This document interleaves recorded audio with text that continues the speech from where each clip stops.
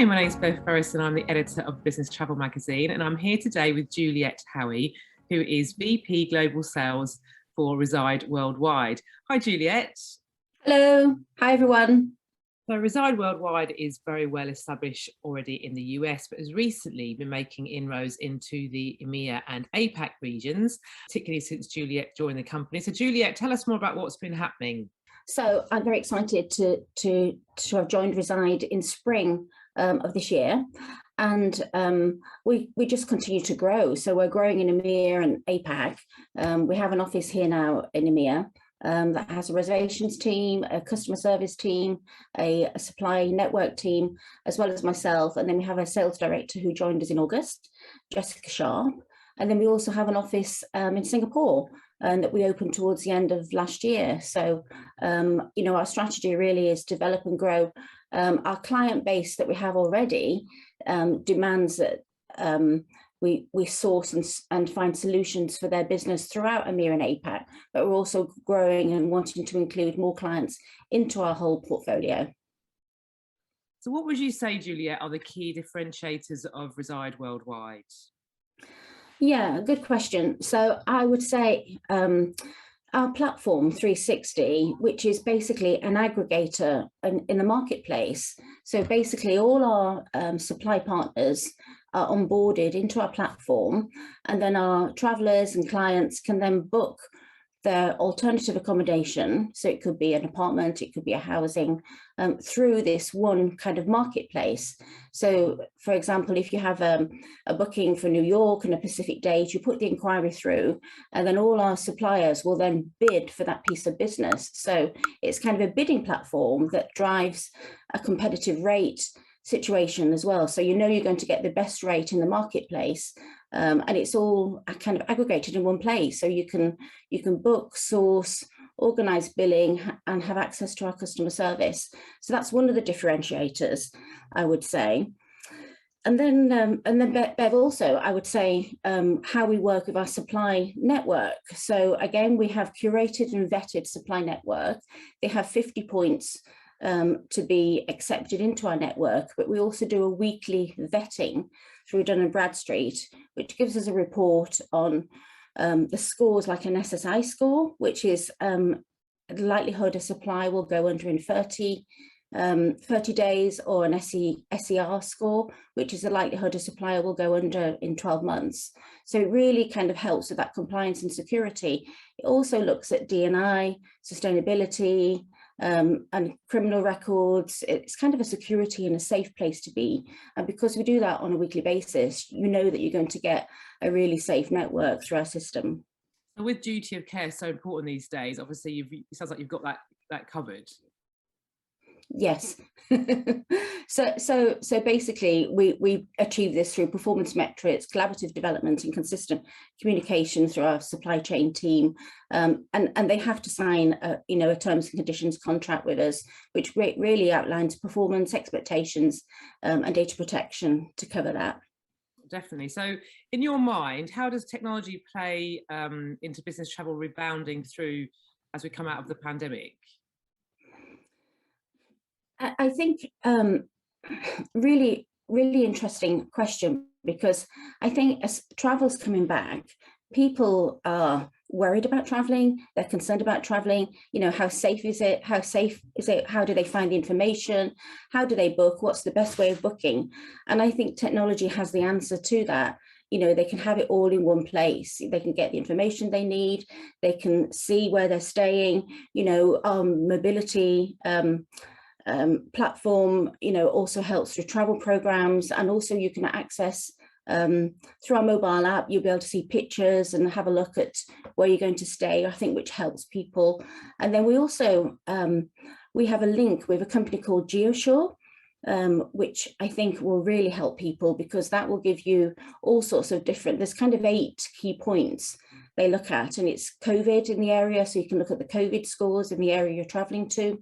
You can have a look at health and safety, women traveling alone, LGBTQ. You can have a look at traveling at night, traveling during the day. So everyone that books with us has access to the GeoShore technology as well, which is an added benefit. So I think, yeah, it's going to be so key moving forward. Excellent. So we've talked about how you've expanded into the EMEA and APAC regions. Tell us more about the growth there. What's been happening?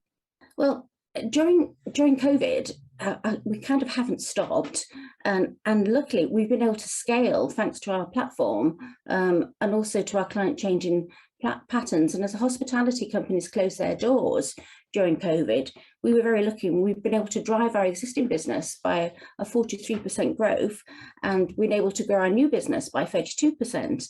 But the most important part of that, Bev, is we've also maintained our culture of service, despite the employees going through all of the difficulties of COVID.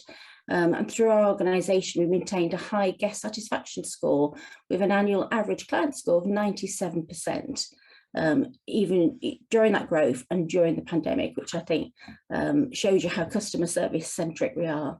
Oh, definitely. And I know you're very proud of your the way you use analytics and business intelligence to drive cost savings. Tell us more about how that works and what benefit it will have to your clients.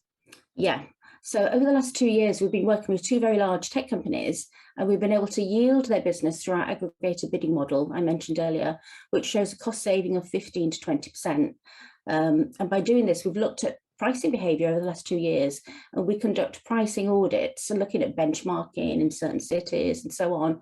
We found that a pricing landmark, so benchmark for key destinations used by our clients, have enabled this cost saving and can really drill down on price.